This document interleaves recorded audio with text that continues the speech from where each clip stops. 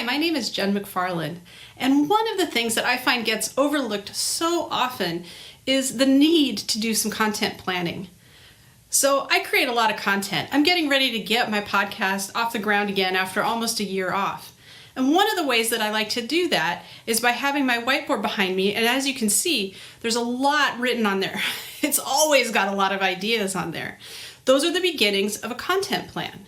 Now for my podcast, I also have some revenue streams set up and some people that have some expectations, whether it's the audience listening or the provider who helps me with my revenue. We're always trying to be on target and on point with all of the things that we provide. So the way that you do that isn't by just tossing things out there. You don't just throw spaghetti at the wall and see what sticks. You have to do more than that. It means sitting down and really maybe asking your customers about what it is that they like or what they don't like or what they want to learn more about.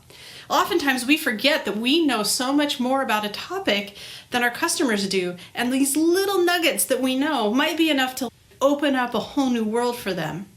But you never know that if you don't ask. That's one of the most important things that never gets talked about with marketing is the need for feedback and testimonials, not just because it's good to hear, but also, and it also improves your business, but it also provides you with content for your content plan. It gives you ideas for new products you can offer, and yes, it helps you with your content marketing. It helps you understand what to post. Heck, sometimes testimonials are the best things that you can post about your business, or the victories that a client has had, not only as a result of your working together, but also just as a result of the great work that they do.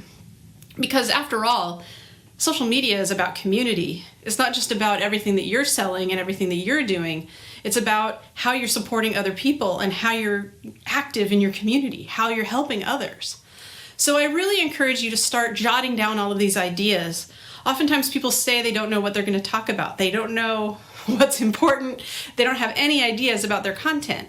But I would argue that if you have a piece of paper or an iPad or whatever you use to keep notes, if you have a space on there where you can be like, oh, I should really talk about that. Oh, I read this interesting article.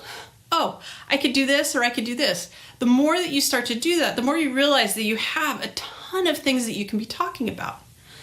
You see, the mistake that 40% of companies make, and I think these are companies of any size, not just small businesses, but all businesses. 40% of businesses don't have any content marketing plan at all. So one of the ways that you can get ahead, not only of your competition, but just ahead of other businesses, is to have an actual plan. Write down what it is that you want to talk about, write down what it is that your customers want to learn about, and then set up some real goals around that. One of the things that people do is they tire themselves out by posting all these things, say on social media or on the blog, but they don't have any sort of long-term plan about it. Meaning, what is it that they want people to do? Like when somebody reads a blog post, do you want them to share it? Do you want them to become a client?